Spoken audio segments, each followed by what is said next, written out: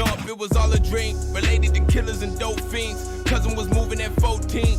White things but no porcelain. How could they sleep on this poor thing? What I foreseen was a short thing. Laker Nation, what's going on? Hey, if you liked our new intro video, go check out Uno Hype on Spotify, SoundCloud, Apple Music, or wherever you get all of your music. Uno Hype is the guy to check out today. Hey, I want to find out just how many Laker fans we have following this channel because I know there's a good Laker following on Chat Sports and on the Lakers Report. So type LAL if you are a true Laker fan, if you're truly a member of the Laker Nation, because we want to find out just how many of you there are so that we can put out more videos for the more Laker fans that we have. It's going to be a great year for the Los Angeles Lakers. So again, type LAL if you're a true Laker fan. Now let's get into today's video. Let's start off with Anthony Davis. A little bit of news, maybe some rumors here about AD and his health status. According to Kendrick Perkins, he's still kind of dealing with some shoulder issues that he's had for a really long time. Now, we all know already that at the Denver Nugget game, he had to go get an IV to go ahead and keep playing through that game because he got a little bit sick. That obviously has nothing to do with his shoulder,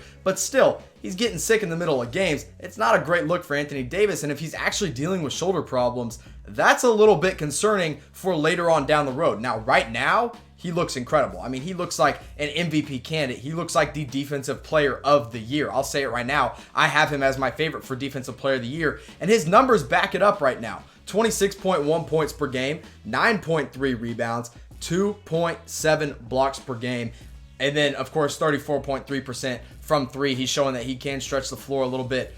This isn't any sign of a guy dealing with shoulder issues like Kendrick Perkins said. I don't know where he's even pulling that from because the guy's been playing at an extremely high level. Now, let's go ahead and compare side by side his best game as a Laker so far and his worst game because there have been a couple of ugly-ish nights from Anthony Davis. Now, in his best game against his former team, it really was incredible. I mean, an MVP performance, 41 points, 9 rebounds. He shot 50% from the field. That was a huge game for AD, especially going up against his old team. And then his worst game as a Laker wasn't so pretty. He put up 14 points, which isn't terrible, but 5 assists and 5 blocks. Now, that's really good. However, the most concerning thing about that game against the Atlanta Hawks was the fact that Anthony Davis only pulled down 1 rebound.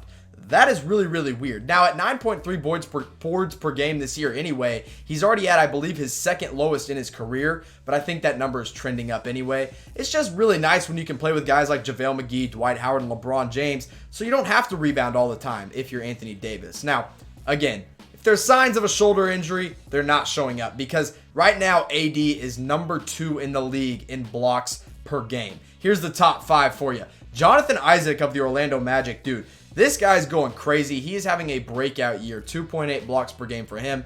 AD just behind him at 2.7. Brook Lopez of the Milwaukee Bucks at 2.4. Kristaps Porzingis of the Dallas Mavericks at 2.2. And then Hassan Whiteside for the Trailblazers averaging 2.1 blocks per game. Now, among that list, Anthony Davis is by far the best player among those 5. He is probably the best overall defender among those 5. I really do have him penciled in as Defensive Player of the Year, especially after the night that he had defending Nikola Jokic. He absolutely shut him down in the fourth quarter. It was a great performance by AD. So I'm going to go ahead and ask this question, even though I think I know the answer to it from you Laker fans. Are you concerned about AD's health? Not right now, but maybe going down the stretch. Maybe when we get into a playoff run. Maybe when the Lakers are looking to push for an NBA Finals appearance. Are you concerned about how healthy Anthony Davis is? Type Y for yes, type N for no. Look, I'll be honest. I'm going to say no. I don't think this is a concern. I don't think he's actually going to be hurt this year significantly. I don't think that shoulder injury is going to flare up. He's going to be just fine. Don't sweat Anthony Davis getting hurt this year.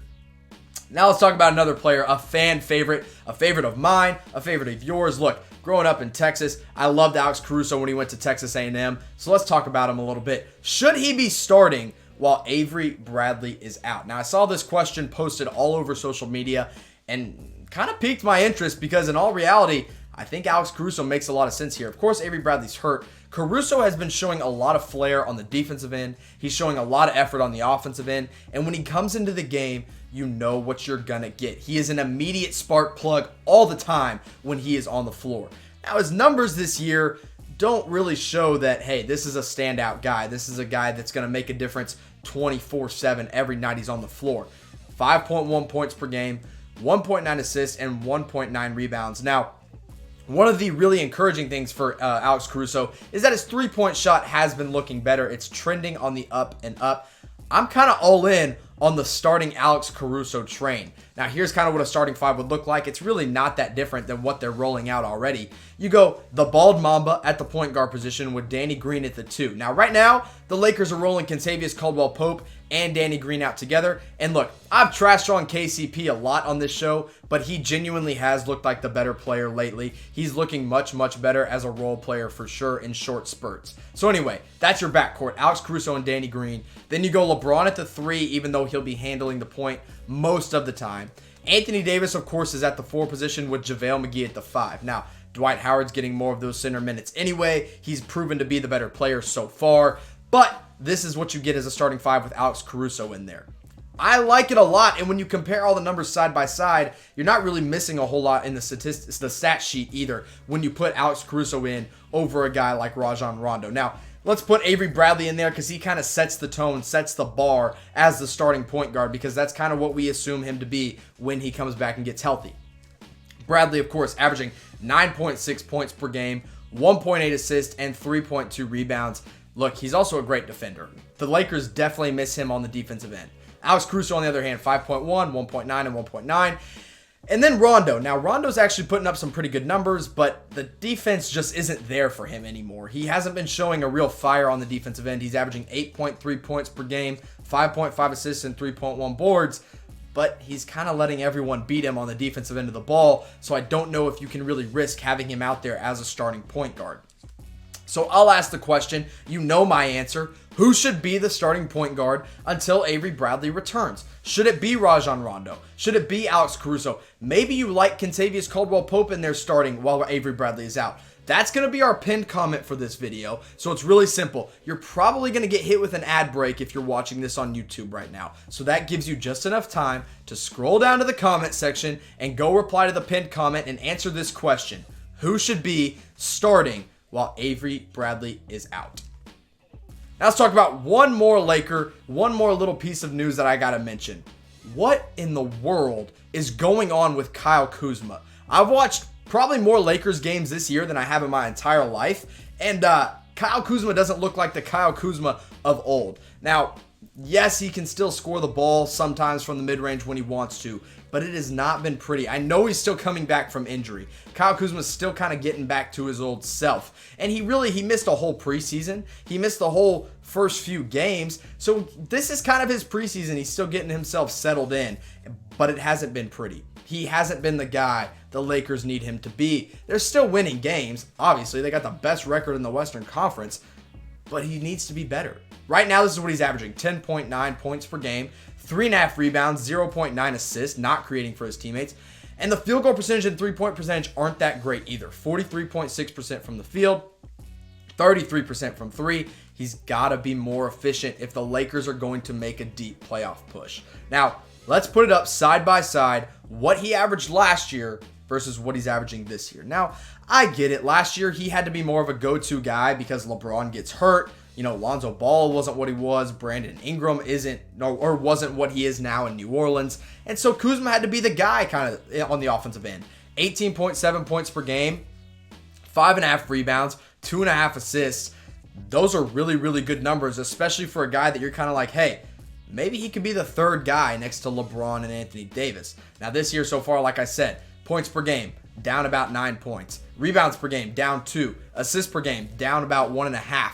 It hasn't been real pretty. The field goal percentage and, the three-point percentage is up just a little bit, but he hasn't been taking quite as many. And the ones that he has been taking have been more open because he's getting better looks. Now, for the Lakers, here's their top 5 scorers this year. AD and LeBron, of course, at the top at 26 and 25 points per game. And then Kuzma's still your third best scorer at 10.9, but it needs to be better. I mean, I genuinely came into the season thinking, hey, Kyle Kuzma can be the third guy next to the Lakers, 2 stars in AD and LeBron. Is he going to be like a big 3? No, it's going to be like Lou Williams with the Clippers. He's going to come in and do his job. But so far, he hasn't been coming in and doing his job. So he's got to get back to what he once was. Because look, this is going to be the crunch time lineup. When it's time to win ball games in the last 2 minutes, this is what you're going to see on the floor for the Lakers. LeBron James, Danny Green, Kyle Kuzma, Anthony Davis, and Dwight Howard. That's your best 5. Those are the 5 best players on this basketball team. And if one of those 5 is not doing their job, like Kyle Kuzma, then the Lakers could be in trouble when it comes down to clutch scenarios. So I'm going to ask you guys, what is your concern level right now with Kuzma's slow start? I'm sitting at about a 7.5 or 8 because he doesn't look like he's getting into the flow of the offense. The injury might still be slowing him down. I'm getting pretty concerned. I think he'll turn it around, but it's going to take some time. So let me know in the comment section what you think. What is your concern level 1 to 10 with Kyle Kuzma's slow start in Los Angeles?